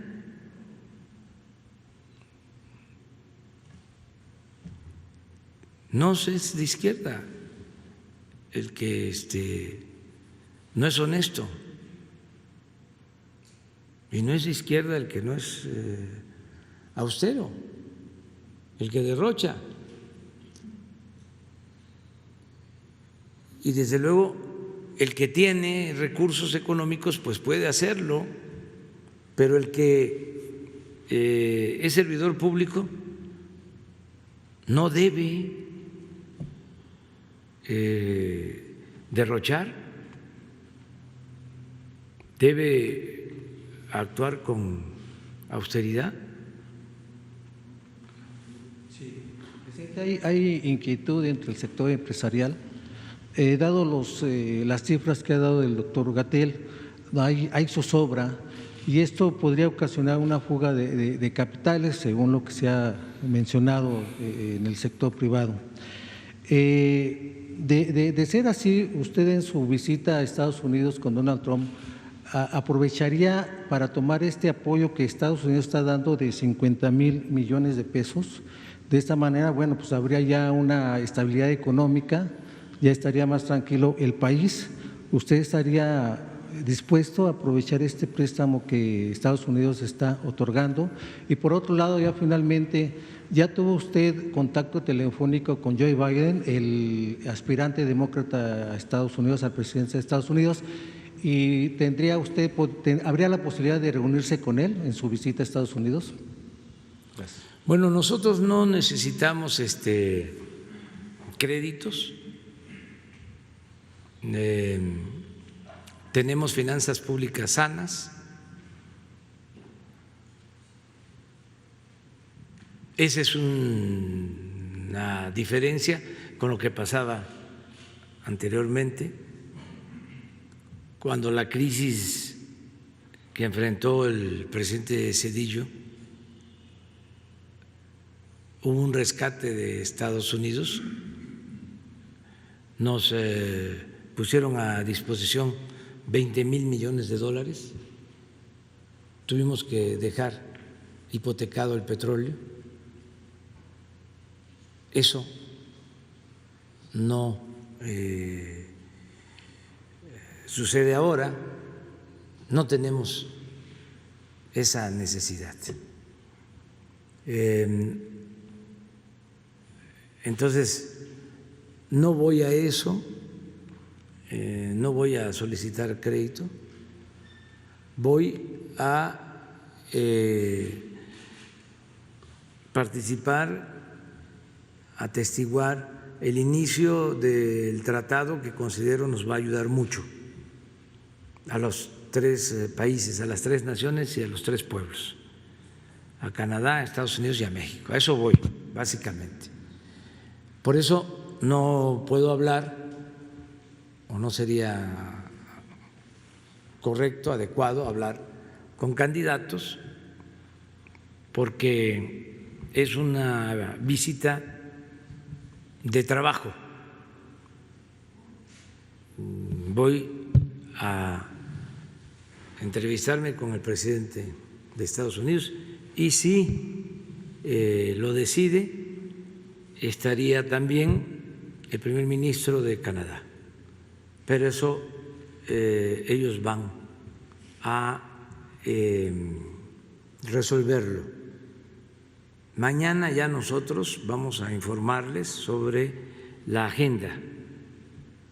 Había yo quedado en informarles hoy, pero se está esperando para tener toda la información. Están desde luego invitadas, invitados. Nosotros pues somos visitantes, no tenemos capacidad para que todos puedan participar en los actos. Hay un protocolo, ¿no?, que en este caso lo decide o lo define el gobierno que nos invita o al que vamos, pero todas y todos ustedes están invitados. No va a haber, como ya se dijo, ¿no?, y es obvio, un avión especial, no, esas cosas no. Tendrían que trasladarse por su cuenta, como siempre lo hacen en los últimos tiempos en las giras, y con Jesús, pero sin de parte nuestra excluir a nadie. O sea, ya mañana les informamos. Precisamente sobre lo de la fecha, por eso estamos esperando, para mañana ya sabemos. Eso era lo que me preguntaste. Sí. Mañana ya con Jesús van viendo. Sí, sí. Para hacer gestiones, si se necesita, y ver cuántos pueden asistir a los actos o al acto.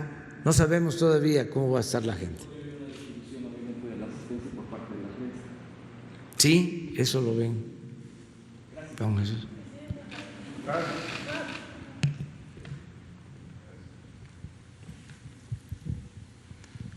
Muchas gracias, presidente. Shaila Rosagel, corresponsal del Grupo Gili, El Imparcial de Sonora, La Crónica de Mexicali y Frontera de Tijuana. Presidente, pues mañana ya se cumplen 2 años de su triunfo en las urnas. Me gustaría preguntarle cuáles han sido los 3 principales aciertos de su gobierno que usted considera en estos 2 años, lo que usted puede decir que le ha dejado más satisfecho, y cuáles han sido esos 3 puntos más difíciles para usted en estos años. Y también preguntarle si el viaje que hará a Washington será, bueno, es su primer viaje, si tiene programado viajar más al extranjero después en un futuro, en los próximos meses. ¿Con qué frecuencia y a qué otros lugares del extranjero quisiera usted viajar y por qué motivo? Si me permite hacerle después una pregunta al doctor Gatell. Gracias. Bueno, las 3 cosas que más me satisfacen es, primero, la atención a los pobres.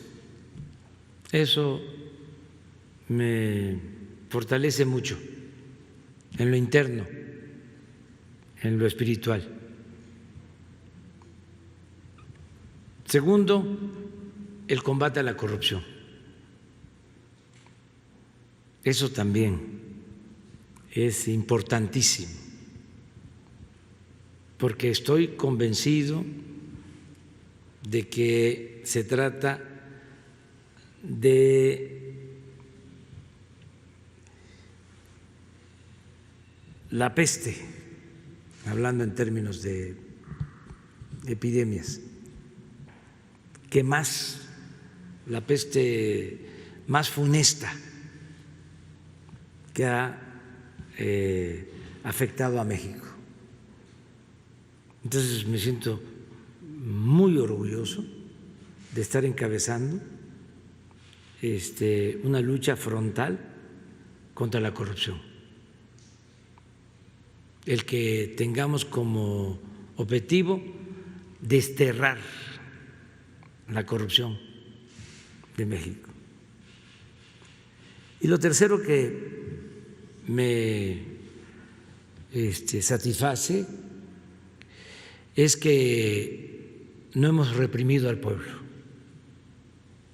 de que no encabezo un gobierno autoritario,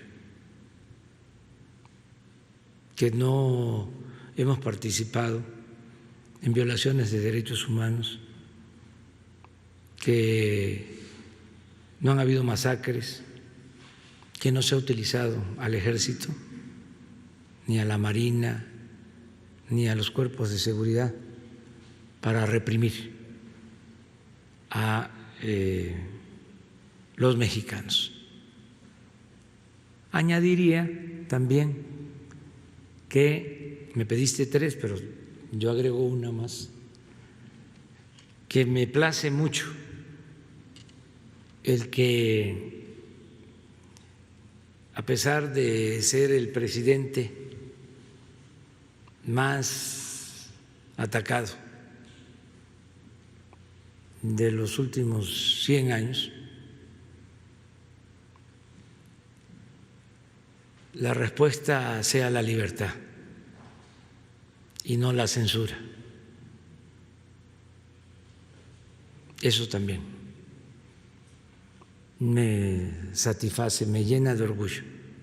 Es un timbre de orgullo. Y acerca de lo más doloroso, pues siempre van a ser las pérdidas de vidas humanas. Me dolió mucho lo de la explosión en Hidalgo, cuando perdieron la vida personas que estaban recogiendo combustible. Me dolió muchísimo.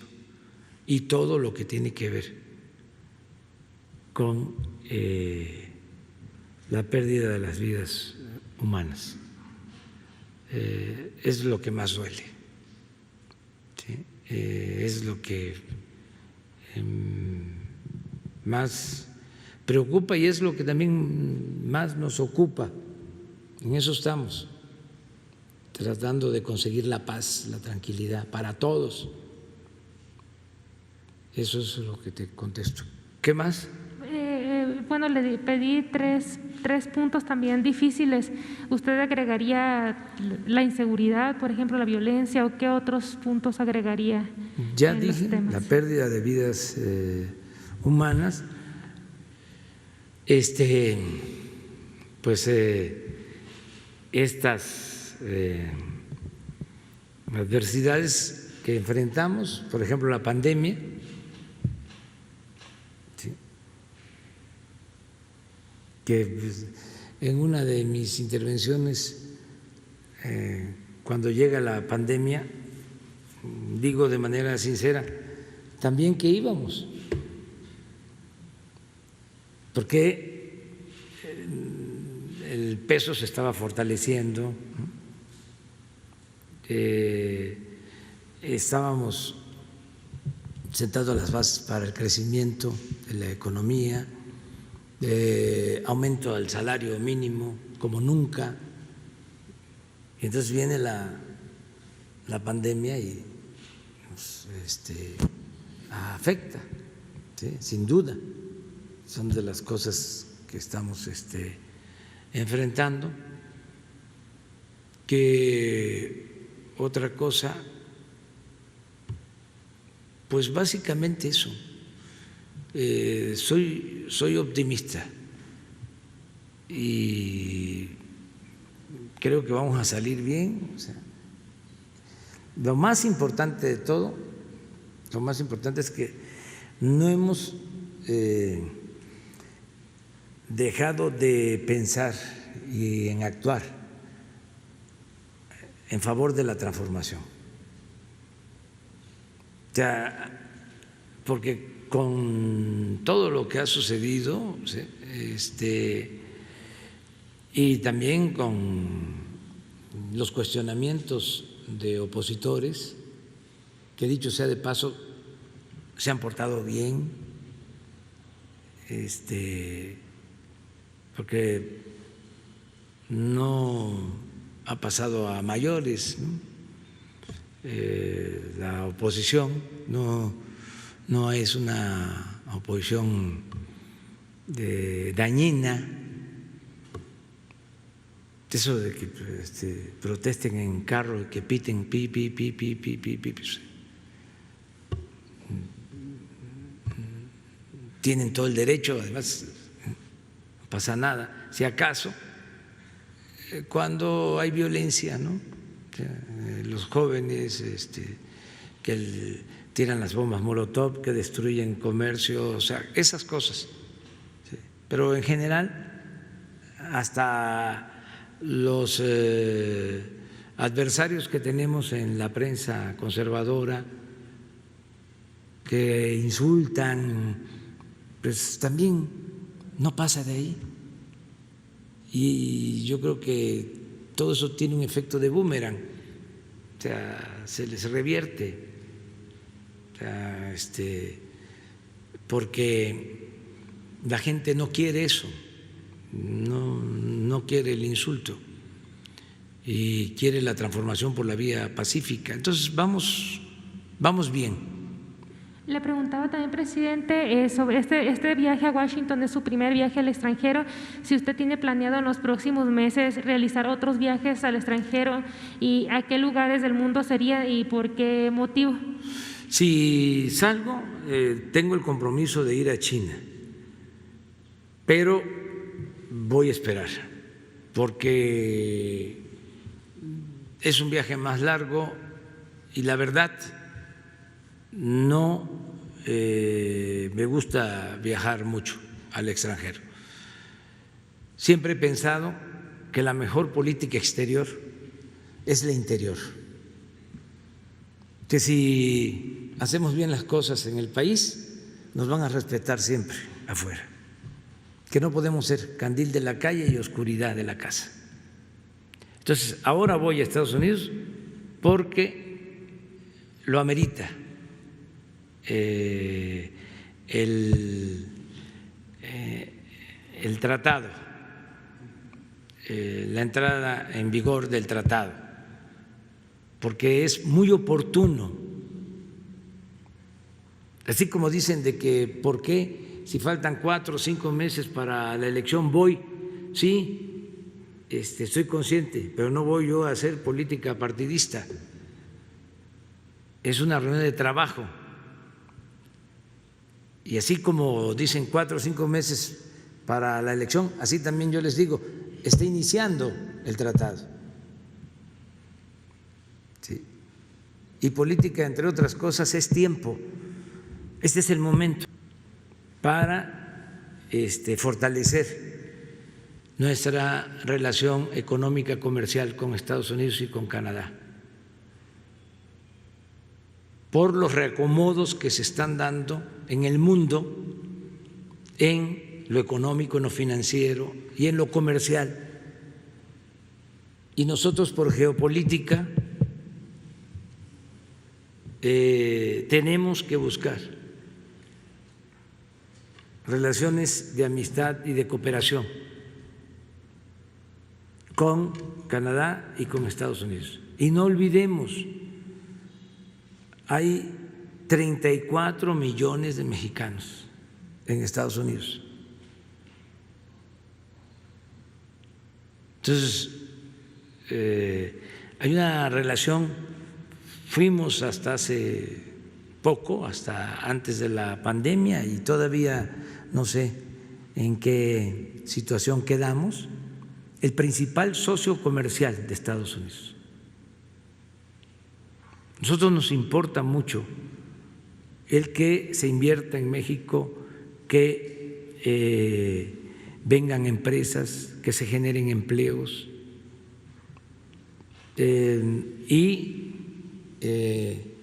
tener la posibilidad de vender las mercancías que se producen en México en el mercado más fuerte, más importante del mundo.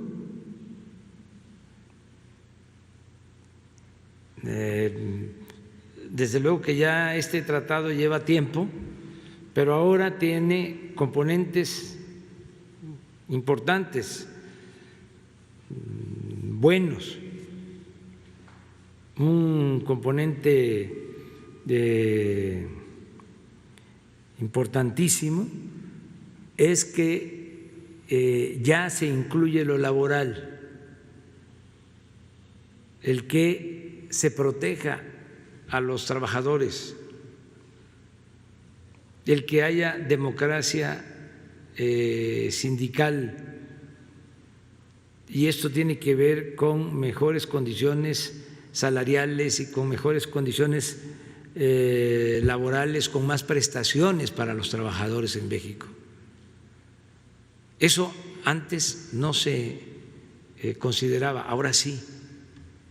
No es que van a venir a inspeccionarnos de cómo se trata a los trabajadores en México, no es así, porque en todo caso y en todo momento se tiene que respetar nuestra soberanía, pero sí hay un acuerdo para crear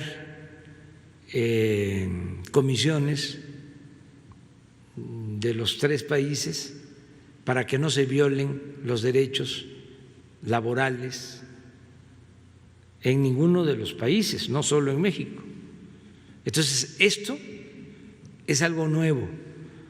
Una cosa también muy importante que a veces pasa desapercibida o no se quiere tomar en cuenta es que quedó a salvo nuestro derecho a decidir sobre el petróleo mexicano. No se comprometió. Entonces, sí es un buen acuerdo y por eso voy. Presidente, ¿me permite una pregunta para el doctor Gatell?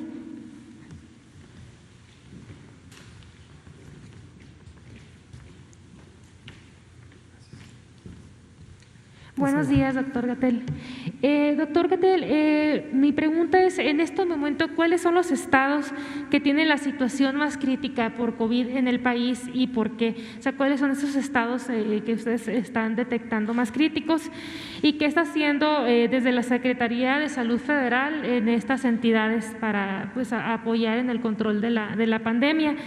¿Qué proyecciones tiene la Secretaría de Salud para el segundo semestre? ¿Cuánto considerarían que podrían presentarse una disminución de casos en el país? Ahorita ya nos comentó más o menos cómo piensa que se va a dar la pandemia en el tiempo. ¿Cuándo podríamos ver los estados ya en verde? ¿Cuándo podríamos ver más estados que empezaran a aparecer en verde? Gracias. Con mucho gusto. Su pregunta es importante porque esto es un tema que en la medida en que la pandemia continúa en México, la epidemia nacional, causa desesperación, causa ansiedad, causa disgusto, reacciones muy naturales, muy comprensibles, muy legítimas. A nadie le gusta estar en una situación de riesgo a la salud o a la propia vida durante un fenómeno natural como es una enfermedad infecciosa. Esto es muy importante tenerlo en cuenta.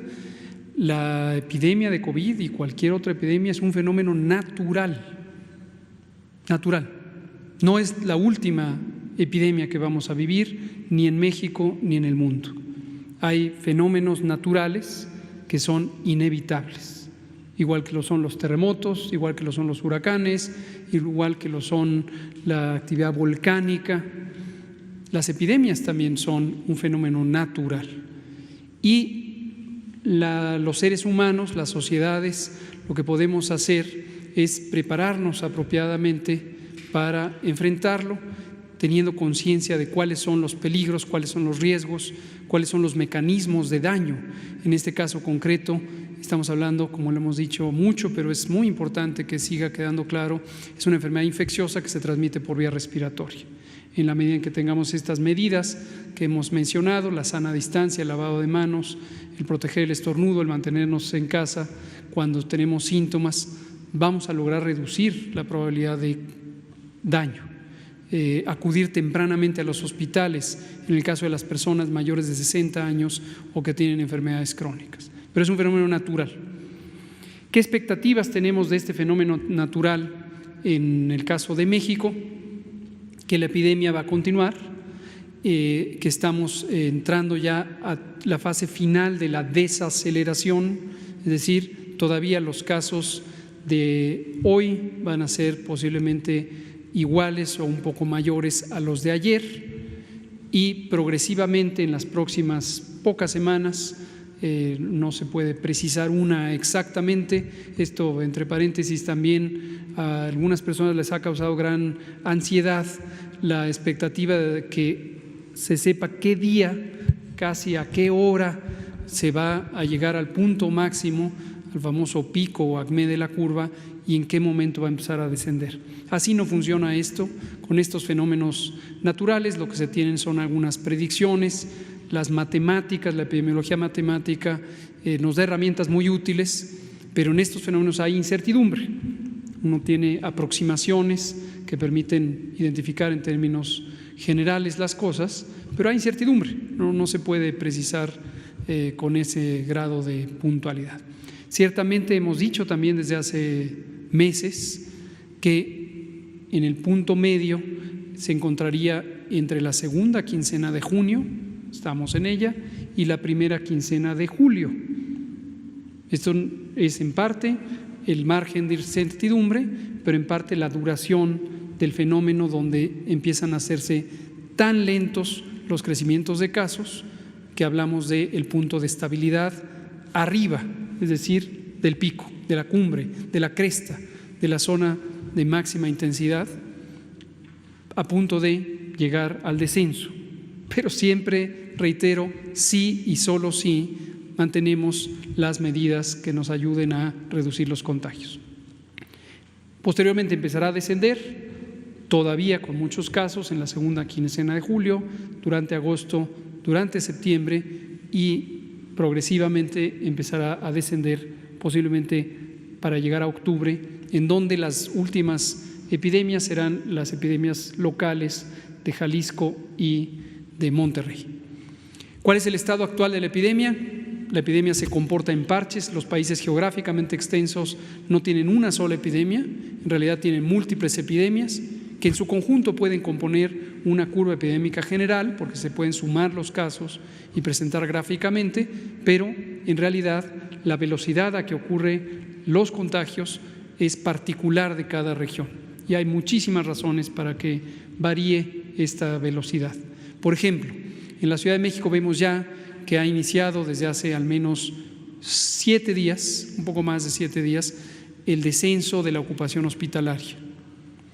En Tijuana vemos que ya prácticamente están de salida. En el propio Baja California, ustedes de por allá, Mexicali está todavía con alta transmisión y está todavía bajo mucha presión los hospitales en Mexicali, y su vecina Tijuana ya está de salida. En Sonora hay en este momento todavía la fase expansiva, la fase de crecimiento rápido, de crecimiento geométrico o exponencial. En otros lugares ya se llegó al punto intermedio, ya están en la fase de salida, pero todavía muy temprana. Y así, Chiapas está en ascenso, Cancún llegó a una desaceleración importante, todavía le falta un poco para salir, pero se aproxima ya a la salida. Y así va a ser el proceso. Los martes generalmente presentamos actualización de las curvas, entonces si le parece bien, este martes podemos revisar. Lo que presentamos es la proyección matemática que han hecho las personas expertas en esta ciencia y cómo corresponde con los casos observados. Y revisamos, no todos son demasiadas curvas epidémicas, pero las más ilustrativas.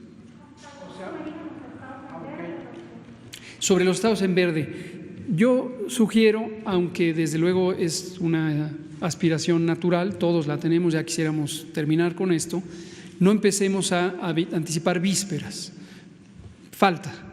Los semáforos, hemos comentado cuáles son los indicadores, en síntesis son la ocupación hospitalaria, la velocidad a que se ocupan los hospitales, la velocidad a que se presentan nuevos casos y la proporción o porcentaje de personas que tienen síndrome de COVID, es decir, las manifestaciones médicas de COVID y que se verifica que tienen el virus SARS-CoV-2. Y esto va ocurriendo a distintas velocidades. No me gustaría anticipar una fecha concreta para los semáforos verdes y que luego estemos con la preocupación de que no llega y no llega y no llega. Vamos viendo cómo se comporta y lo vamos presentando en tiempo real. Gracias. Pues nos vamos a quedar ya para llegar al Campo Marte, porque es a las 10 y mañana sí, las 2, los 3, ¿sí?